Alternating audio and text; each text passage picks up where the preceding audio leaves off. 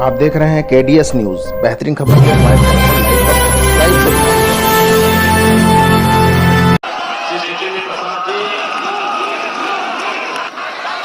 Bharatiya Janata party के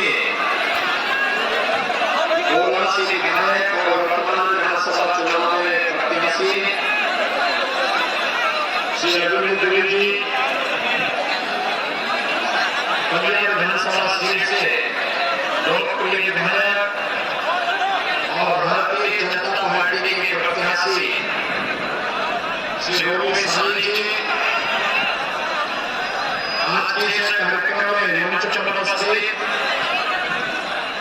प्रवासी कार्यकर्ता के रूप में श्री अशोक चौधरी जी, देवेंद्र जी, वीरेंद्र भूषण जी, सरदार प्रीतम सिंह जी, कबीर माली जी, रमेश वरानी जी और भारी संख्या में गोला और कलिया विधानसभा सीट से जुड़े हुए हमारे सभी उपस्थित मतदाता भाइयों बहनों, देवादेवी महादेव बाबा गोला गोकर्णनाथ की चरणों में कोटि कोटि नमन करते हुए मैं आप सभी नागरिकों का हृदय से नमन करता हूं। भाई बहनों, देख रहा था कितनी शानदार स्टेडियम है श्री राजेंद्र गिरी स्मारक स्टेडियम में आकर के मैं देख रहा था कि गोवा में इतना शानदार स्टेडियम आप सबके लिए अपने खेल कूद की प्रतियोगिताओं को आगे बढ़ाने और इस क्षेत्र में खेलकूद की गतिविधियों को आगे बढ़ाने के लिए प्राप्त हुआ है। मैं श्री रघुवीर गिरी जी को और जिनके नाम पर ये स्मारक बना है, मैं सबसे पहले रघुवीर गिरी जी को इस बात के लिए धन्यवाद दूंगा कि इन्होंने अपने पूज्य पिता के नाम पर इतना भव्य स्टेडियम यहाँ के नौजवानों को प्रदान किया और ये दोनों विधायक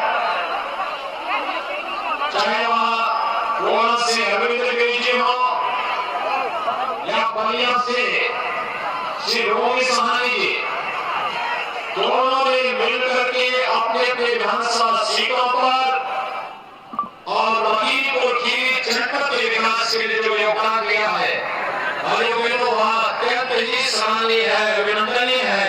इसके लिए मैं आपको बधाई देता हूं क्योंकि मेरे विधायक के रूप में आपने चुना था।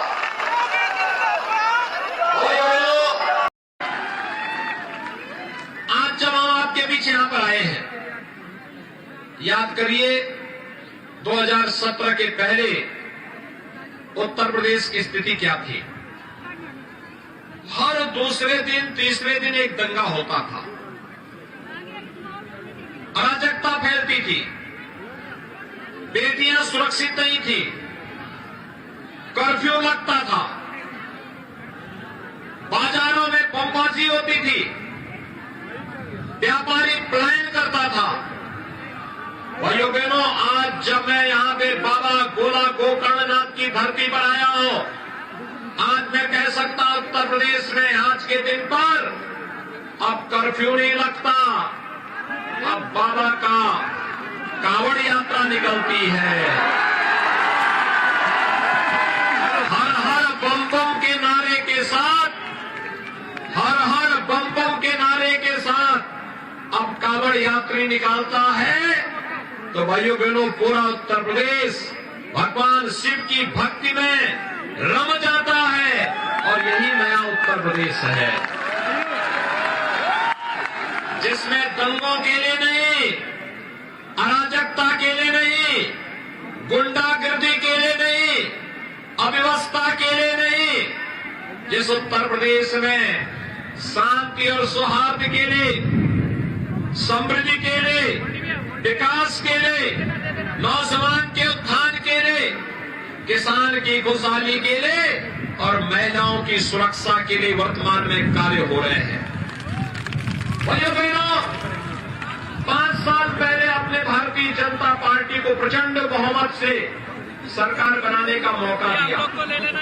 प्रधानमंत्री मोदी जी के मार्गदर्शन में, उनकी प्रेरणा से भारतीय जनता पार्टी की डबल इंजन की सरकार ने पूरी ईमानदारी और प्रतिबद्धता के साथ आपकी सेवा की है। भाइयों बहनों, किसी भी सरकार की कार्य पद्धति उस सरकार के निर्णयों से हो जाता है। याद करिए, जब अखिलेश यादव प्रदेश के मुख्यमंत्री बने थे, उन्होंने पहला निर्णय लिया था भाइयों बहनों, आतंकवादियों के मुकदमों को वापस लेने का। वे आतंकवादी जिन्होंने अयोध्या में राम जन्मभूमि पर हमला किया था, जिन्होंने काशी में संकट मोचन मंदिर पर हमला किया था, जिन्होंने लखनऊ, अयोध्या और वाराणसी की कचहरियों पर हमला किया था, उन आतंकवादियों के मुकदमों को वापस लेने का कुत्सित प्रयास अखिलेश यादव के नेतृत्व में समाजवादी पार्टी की सरकार ने किया था। लेकिन भाइयों बहनों, जब हमारी सरकार आई, हमने पहला निर्णय लिया 86 लाख किसानों का 36,000 करोड़ रुपए के कर्ज माफी का। और मुझे बताते हुए प्रसन्नता है कि आपके लखीमपुर जनपद के, खीरी जनपद के 1,45,000 किसानों का कर्ज माफ हुआ था, 1,45,000 किसानों का। और आज लखीमपुर खीरी के 5 लाख से अधिक किसान प्रधानमंत्री किसान सम्मान निधि का लाभ भी प्राप्त कर रहे हैं। ये नया उत्तर प्रदेश है, जहां पर हर किसान का सम्मान होता है। किसान को किसी के सामने हाथ नहीं फैलाना होता है। और यही नहीं, जिस उत्तर प्रदेश में गन्ना किसानों का लाखों करोड़ रुपए का गन्ना मूल्य बकाया रहता था, आज उसी उत्तर प्रदेश में 1,60,000 करोड़ रुपए का गन्ना मूल्य का भुगतान गन्ना किसानों के खाते में सीधे करने का कार्य भी डबल इंजन की सरकार ने किया है। भाइयों बहनों, मैं आपसे पूछना चाहता हूं, पिछली सरकार किस हद तक जनता का शोषण करती थी? भाइयों बहनों, मैं पूछना चाहता हूं, क्या 2017 के पहले आपके लखीमपुर खीरी में बिजली मिलती थी? क्या लोगों को बिजली मिलती थी? आज तो बिजली आ रही होगी ना? आ रही है बिजली, सबको बिजली, पर्याप्त बिजली और निर्बाध बिजली। पहले बिजली की भी जाति हुआ करती थी, मत और मजहब हुआ करता था। आज तो भाइयों बहनों, हमने कहा सबका साथ और सबके विकास का, तो सबका साथ और सबका विकास बिजली में भी दिखाई दे रहा है। मुझे एक बात बताइए, कोरोना कालखंड में अरविंद गिरी जी भी और रोमी साहनी जी भी जनता जनार्दन की सेवा के लिए लगे थे। डबल इंजन की सरकार भी आपकी सेवा में लगी थी। लेकिन मैं पूछना चाहता हूं, ये सपा, बसपा और कांग्रेस के नेता भी कहीं थे क्या? इनका कहीं अता पता था? देखिए, डबल इंजन की सरकार में फ्री में टेस्ट, फ्री में उपचार, फ्री में वैक्सीन, सबको वैक्सीन। कितने लोगों ने वैक्सीन ले लिया है? आपका मैं अभिनंदन करूंगा। भाइयों बहनों, ये वैक्सीन कोरोना के खिलाफ देश की लड़ाई का प्रतीक है। वैक्सीन के कारण तीसरी वेव कब आई, कब चली गई, कोई पता नहीं लगा। लेकिन जो लोग वैक्सीन के बारे में गुमराह करते थे, ये बीजेपी वैक्सीन है, मोदी वैक्सीन है, अब उनको जवाब देने की आवश्यकता है। वोट की चोट से उनको करारा जवाब दीजिए कि अगर मोदी वैक्सीन और बीजेपी वैक्सीन से हमारी जान बचती है, तो वोट भी वही जाएगा। ये बताएंगे। और भाइयों बहनों, यही नहीं, डबल इंजन की सरकार है तो महीने में 2 बार राशन भी मिलना होगा ना, मिल रहा है। भाइयों बहनों, ये राशन, ये दवा का पैसा, अब तो लखीमपुर खीरी में मेडिकल कॉलेज भी बन रहा है ना। आज हम लोग लखीमपुर खीरी में एक मेडिकल कॉलेज दे रहे हैं। हमारे सभी विधायकों ने जब प्रयास किया तब मेडिकल कॉलेज आ गया है आपके यहाँ। डबल इंजन की सरकार का यही लाभ होता है। मेडिकल कॉलेज का मतलब उपचार के लिए जब मेडिकल कॉलेज काम करेगा तो लखीमपुर खीरी वासियों को, भाइयों बहनों, लखनऊ, दिल्ली और मुंबई नहीं जाना पड़ेगा। लखीमपुर खीरी में उपचार की सुविधा होगी और 2023 से लखीमपुर के नौजवानों को लखीमपुर में ही एडमिशन की सुविधा भी मेडिकल कॉलेज में प्राप्त हो जाएगी।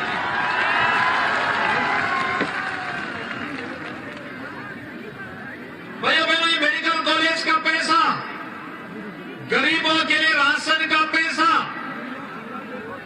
या फिर दवा का पैसा या फिर आज जो धामों का निर्माण हो रहा है, ये जो पैसा है, ये पैसा 2017 के पहले भी था, लेकिन 2017 के पहले भाइयों बहनों यही पैसा इत्र वाले मित्र के घर चला जाता था और इत्र वाला मित्र गरीबों का पैसा हड़पता था। आज हम लोगों ने जब इत्र वाले मित्र के लिए, भाइयों बहनों, इत्र वाले मित्र के लिए जब हम लोगों ने आपके सड़क के निर्माण के लिए जो बुलडोजर हम लोग लेके आए थे, हम लोगों ने उसे इत्र वाले मित्र तक भी पहुंचाने का काम किया है। आज आपको लग रहा होगा कि बेईमानी और भ्रष्टाचार के खिलाफ सरकार की लड़ाई पूरी मजबूती के साथ आगे बढ़ रही है।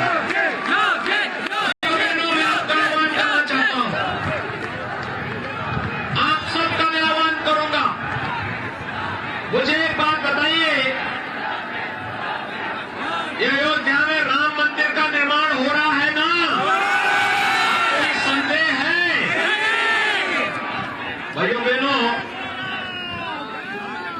हमने जो कहा वो करके दिखाया ना। हमने तो कोई नानुपुर नहीं किया। हमने ऐसा तो नहीं कहा कि हम बिजली हिंदू के यहाँ देंगे, मुसलमान के नहीं देंगे, ऐसा तो नहीं कहा ना। हमने तो कहा सबका साथ, सबका विकास। हमारे यहाँ जाति देख करके कोई सुविधा तो नहीं दी जाती है ना। हमारे लिए तो हमने बाबा साहब भीमराव अंबेडकर का भी सम्मान किया। बाबा साहब भीमराव अंबेडकर भारत के संविधान के शिल्पी हैं। बाबा साहब भीमराव अंबेडकर के नाम पर प्रधानमंत्री मोदी जी ने देश के अंदर 5 तीर्थ बनाए हैं। जहां बाबा साहब का जन्म हुआ, जहां बाबा साहब ने शिक्षा दीक्षा ली, जहां बाबा साहब ने अपने सार्वजनिक जीवन को आगे बढ़ाया, जहां बाबा साहब ने अंतिम समय व्यतीत किया और जहां पर बाबा साहब का अंतिम संस्कार हुआ। एक पंच तीर्थ अगर किसी ने बनाया है तो भारतीय जनता पार्टी की सरकार ने मोदी जी के नेतृत्व में बनाया है। और लखनऊ में हम लोगों ने बाबा साहब भीमराव अंबेडकर का सांस्कृतिक केंद्र की स्थापना भी की है। भाइयों बहनों, हमने जाति के नाम पर नहीं, मत और मजहब के आधार पर नहीं, योजनाओं का लाभ सबका साथ, सबका विकास के भाव के साथ प्रत्येक व्यक्ति तक पहुंचाया है। हमने किसी के साथ भेदभाव नहीं किया, लेकिन भाइयों बहनों, हमने प्रदेश के प्रत्येक नागरिक को सम्मान भी दिया और सुरक्षा भी दी है। और आज मैं इसीलिए आपके पास आया हूं आपसे कहने के लिए, यह हमारे लिए महत्वपूर्ण इसलिए है। याद करिए, गुरु गोविंद सिंह जी महाराज के चार साहबजादों के नाम पर वीर बाल दिवस की घोषणा भी प्रधानमंत्री मोदी जी ने की और प्रदेश के अंदर पहली बार मुख्यमंत्री के आवास में यह आयोजन संपन्न भी हुआ। भाइयों बहनों, गुरु गोविंद सिंह जी महाराज धर्म रक्षक हैं। आज जो भारत की तस्वीर है इन गुरुओं की ही परंपरा और उनकी महानता और उनके बलिदान का परिणाम है। आज जो भारत की व्यवस्था संचालित हो रही है ये बाबा साहब भीमराव अंबेडकर के द्वारा प्रदत्त संविधान के कारण भारत की व्यवस्था संचालित हो पा रही है। उन्होंने वादा किया है फ्री बिजली। और भाइयों बहनों, हाँ यह समस्या है। मांगे डीजल मांगे तो लियो बिजली फ्री, लगाओ घरे टिब्बुल सब भरो, दाग को पकड़वा रहे हैं, सिस्टम सही हो जाएगा। किसी को खिलवाड़ भी नहीं करने देना। उनके राज्य में जो है मोबाइल नहीं चार्ज हो पा रहा था बिजली से, वो फ्री क्या देंगे बिजली बनेगी। भाजपा से सब खुश हैं। हमारा राम मंदिर जो है करेंगे, जो है गोली चलवाने का चाहे वो बाढ़ की ऐसा ही करते रहे। जी का जो वादा है फ्री खाद ना, ये तो वाला उनके कार्यकाल में किसानों को लाठी मिलती थी, खाद लेने जाते थे तो लाठी पाते थे। आज किसान हर जगह कहीं भी खाद की दुकान पे सरलता से खाद लेता है।